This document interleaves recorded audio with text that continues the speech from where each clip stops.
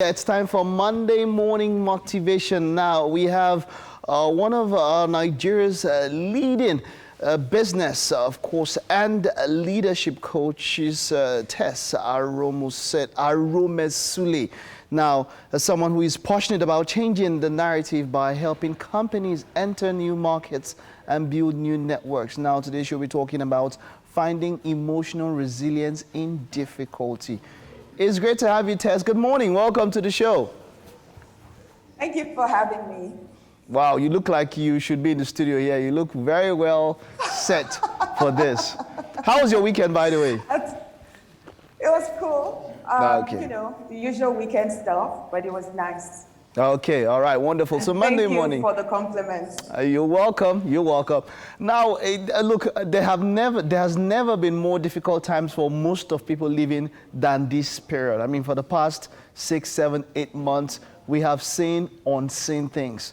This is difficulty at its peak.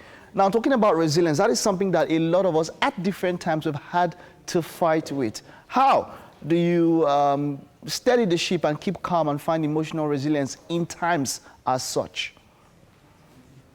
Right, thank you. So, yeah, I want to so echo that thought, as in nobody saw this coming, and so nobody was prepared, and nobody has been on this path before. Or nobody has the blueprint of what to do when you are in a nation like this. And so it's usually a time to look inwards. Inbuilt or innate ability to actually be resilient, And so when you find yourself in a situation like this, where, you know, if it was something that someone had gone through before, or we met some people on the earth who had gone through this pandemic, we could probably just go to them and be like, okay, so when the last pandemic happened, how did you cope? What did you do? And get lessons from them. But this one hit us, bam, like a shock. And before we knew it, you know, everyone was just scattered and just, should I say, shattered inward and trying to just make the most out of it. So in finding your feet in a crisis, and that's why we're talking about emotional resilience today. In finding your feet in a crisis, emotional resilience basically is talking about taking the skill of positivity, should I say a positive attitude towards any situation you find yourself in. And if you ask me, that is not a skill you go to school to learn. That is a skill that is built in you mentally. And so when you are positive about issues, I know it's easier said than done, but a resilient person, so if you think about an elastic band, just to give some context to the definition of emotional resilience, if you think of an elastic band, you know how sometimes you just keep pulling and pulling and pulling and pulling. No matter what you do, how far you go, it's either that elastic band gives way and breaks, or it comes back to its original state. Now, the one who has the ability to come back to his original state, despite all the stress that he's going through, that one is said to have good emotional resilience. So if I go into now talking about how you cope with it in crisis, there are two things. So emotional resilience or crisis come in different phases. What may be a oh my God crisis to me may just be like, oh, are you serious to you? So, but generally speaking, when you have developed emotional resilience, it means then that you are in tune with self. So that you have the ability to actually look at a situation, and then retrace to find out what is causing this crisis. Where is it coming from? Why am I feeling the way I feel? And based on that, I can pinpoint what the situation or what the cause, or should I say the stressor, or the, for lack of a better word now, the thing that is ticking or causing that emotional resilience, that crisis to come. So if you find yourself in that situation, there are two things you can do. Just like the elastic band, you can either expand with the crisis, with the mindset of coming back to your original self because you're emotionally resilient and balanced, or you can just give way under it and just snap.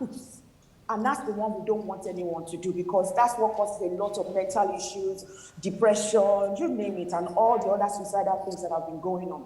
But as a balanced person, okay, go on. Yeah. Okay. Now let's talk. You see, it's like you said, it's easier said than done. You can stretch, and then go back. But how do we build? Now people ask for practical steps. How do we build these muscles, these emotional muscles? Because considering maybe I lost my job. Let's be practical. I lost my job. There's no food. There's no way to maybe feed the family. If I'm a young guy, maybe even feed myself, or take care of issues and responsibilities and all of that. How can I be resilient emotionally when physically I can't even find a way to maybe even feed? Yeah. So remember in the beginning we said it's a skill. All of us are born with the ability, but how well you hone yours is up to you. But I'll give you a practical thing. There's a worksheet I use, which is called the Life Blueprint Worksheet. And anyone can do this at home. It's very practical. So first and foremost, something hits you. If it's a loss of someone, a dear person, I mean, you have to go through that process of grieving and just go through that cycle. But you don't let the cycle swallow you. But if it's an outward thing, like you lost your job, or your business is not going as you planned, or things are just, you are not just in control of stuff, and it's getting to you emotionally. Therefore, you are not able to lead your business successfully. One of the things that I recommend, and which I do myself sometimes, is to sit down and look at the life blueprint. Life blueprint is how I expected things to go, how I had planned things to go. When I said that in 3 months I'll do this, just the whole life blueprint that I have on the one hand. Then on the other hand, I have my current reality. So I plan to do this in 2 months, but today, 6 months down the line, I haven't even done it. Not because I'm not hardworking, not because I don't have the skill, not because I'm not able to, but just because life happened. So you have your life blueprint and you have your current reality. So life blueprints, at a time when you're in such a crisis, you put it at the back of your mind, because really, although it's the yardstick, but right now, it's causing you a lot of stress because you are striving towards it, you put it away. You stay with your current reality. Now, this is your current reality. This current reality that I have 2 options. Which of the things that are causing me this stress is within my control? If it's something within my control, I begin to make action plans. I begin to make action plan. Let's stay with the example of someone who lost their job, or someone whose business is not working right. Okay. I lost my job. Current reality. That's my blueprint. By this time, I was not planning to lose my job, but I've lost it anyway. So blueprint, go to the back. Current reality, you come to the front. Current reality, I've lost my job. What are the options? I can either find another job or I start a business. Which one is within my control, and which one do I feel, do I resonate more with? If it's to start a business, then I start to research. I start to put action plan in place to see what I need to do to start a business. Or if it's to find another job, I bring out my CV and I dust it and I beg to apply. So you create action plans based on your current reality.